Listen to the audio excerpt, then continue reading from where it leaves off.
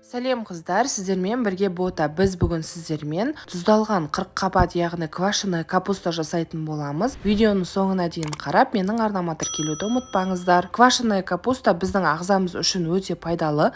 Бұл қырыққабаттың құрамында витамин С өте көп мөлшерде болады. Көп жеген адамның иммунитетін көтеруге көмектеседі, әрі асқазан ішек жолдарына өте пайдалы. Ең алдымен бізге қырыққабат керек болады. Қырыққабатымызды, яғни капустамызды жақсылап жуып, өзімізге ыңғайлы пішінде турап аламыз. Мен ұзынша майда пішінде турадым. Егер сізге ұнамаса, 4 бұрыш етіп турасаңыз да болады.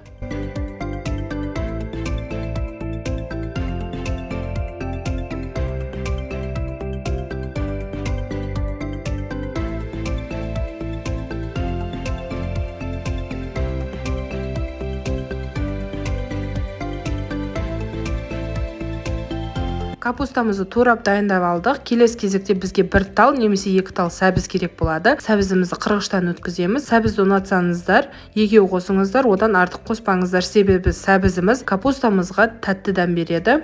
Сол үшін біреу немесе 2 жеткілікті. Туралған қырыққабатымыздың үстіне бір ас қасықта тұзымызды себеміз. Тұзымызды сеуіп болған соң, қолымыздың көмегі арқылы капустамызды жақсылап езіп аламыз. Қолымызға капустаның суы жұққанға дейін езу керек.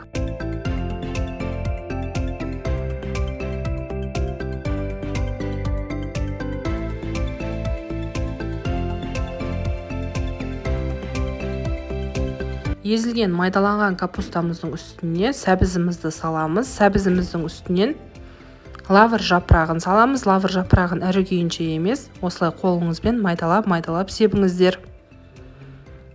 Және де бізге қара бұрыш керек болады. Қара бұрышымызды 10 немесе 15 тал қосамыз. Барлық затымызды қосып болғаннан кейін, тағы да сәбізіміз кішкене өлгенше жақсылап қолымыздың көмегімен езетін боламыз.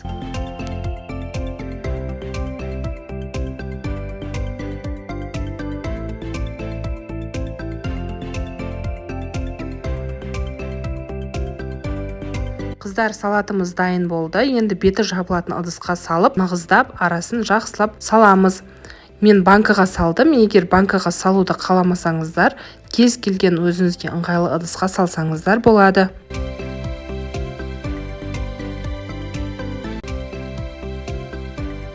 Салатымыздың арасын қасықпен немесе өзіңізге ыңғайлы кез келген заттың көмегіменен осылай нығыздап шығасыздар. Себебі осылай басқан кезде суы бетіне шығып тұру керек болады.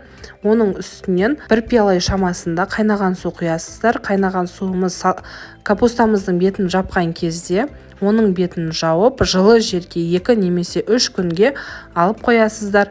Біздің қырыққабатымыз ашу керек болады. Жылы жерде тұрып, ашығаннан кейін міндетті түрде салқын холодильникке немесе салқын жерге шығарып қоюды ұмытпаңыздар. Астарыңыз дәмді болсын. Сіздер үшін пайдалы болса, лайк басып комментария жазуды, менің арнама тіркелуді ұмытпаңыздар.